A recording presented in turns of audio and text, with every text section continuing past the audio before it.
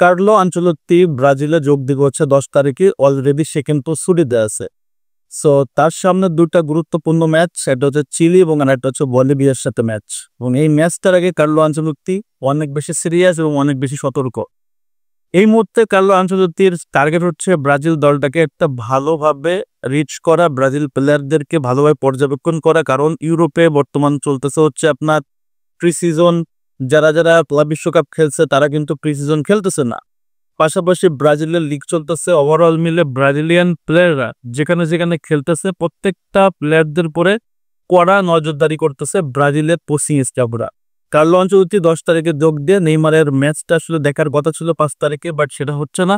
নেইমারের পরবর্তী ম্যাচ হয়তো বা কার্লো আনচেলত্তি দেখতে পারবে।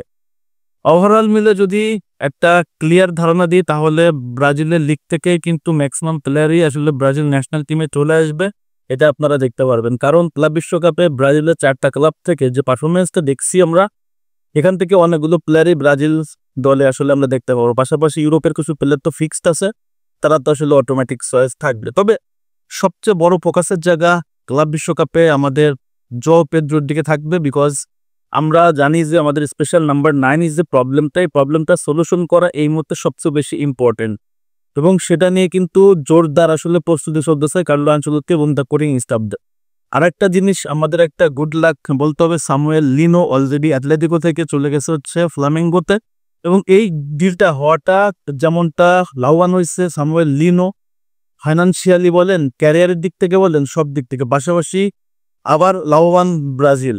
কারণ কি, সামুয়েল লিনো একটা ভার্সেটাইল প্লেয়ার। সে কিন্তু একধারে আপনার left back, left wing back, midfielder, attacking midfielder এবং লেফট উইঙ্গার, এই যে 4 থেকে 5টা রোলে সে কিন্তু খেলতে পারে। এবং আজকে সে একটা ম্যাচ খেলছে এবং সে মাঠে নামছে ফার্স্ট হাফের পরে যতটুকু সময় ছিল, দুর্দান্ত খেলছে ফ্লামিঙ্গোতে এবং একটা গোলও পাইছিল, সেটা ছিল অফসাইড, বাতিল হয়ে গেছে। সো আমরা জানি যে বিশ্বকাপের জন্য আমাদের অনেক বেশি গুরুত্বপূর্ণ হচ্ছে একটা পারফেক্ট স্কোয়াড রেডি করা।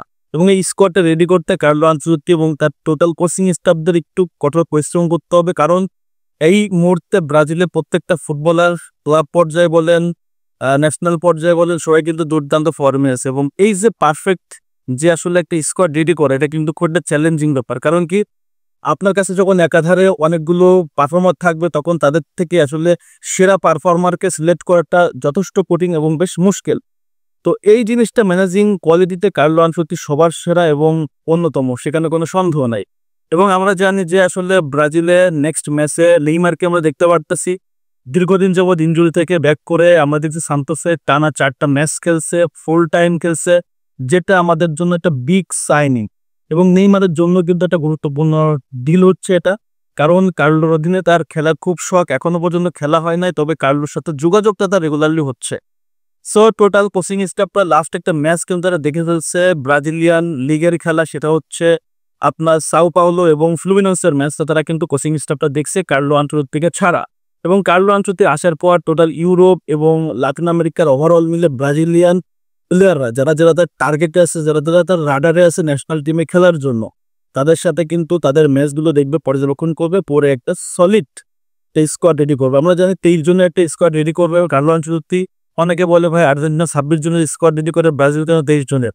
26 জন বলেন 23 জন বলে এটা কিন্তু ফ্যাক্ট না। কারণ যখন আপনি ম্যাচ খেলবেন তখন 23 জনের স্কোয়াড নিয়ে আপনাকে মাঠে নামতে হবে। এক্সচেঞ্জ আপনি 23 জনের ভিতর থেকে করতে পারেন, 26 জন দিয়ে লাভ নাই। সো যদি কোনো প্লেয়ার ইনজুরিতে পড়ে, কার্ডের সমস্যা হয়, তাহলে কিন্তু প্লেয়ার চেঞ্জ করার সুযোগ আছে। সো এখানে টেনশনের বা আপসেটের কিছু নাই।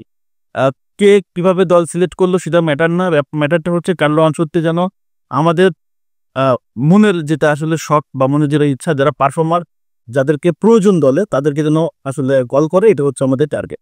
সো আশা করি কার্লো নেক্সট ম্যাচগুলো হতাশ করবে না, যেমনটা হতাশ করে নাই গত ম্যাচগুলো। তবে লেফট ব্যাকে এবং অ্যাটাকিং নাম্বার 9 রোলটাতে দেখি কার্লো আসলে সিলেকশনটা কেমন হয়। সো লেটস সি কি হয়, দেখা যাক। আমরা সঠিক আপডেটের অপেক্ষা করতেছি। আপডেট পেয়ে আপনাদের সাথে ইনশাল্লাহ আবার নেক্সট ডিটেলস আলোচনা করবো। সো আপনাদের কি মনে হয় কার্লো এবং কোচিং স্টাফরা যেভাবে কাজ করতেছে, এটা ব্রাজিলের জন্য কতটা মঙ্গল এবং বিশ্বকাপ প্রস্তুতির জন্য কতটা পারফেক্ট হচ্ছে, অবশ্যই কমেন্টস করে আইডিয়া। ধন্যবাদ সবাইকে, আল্লাহ হাফেজ।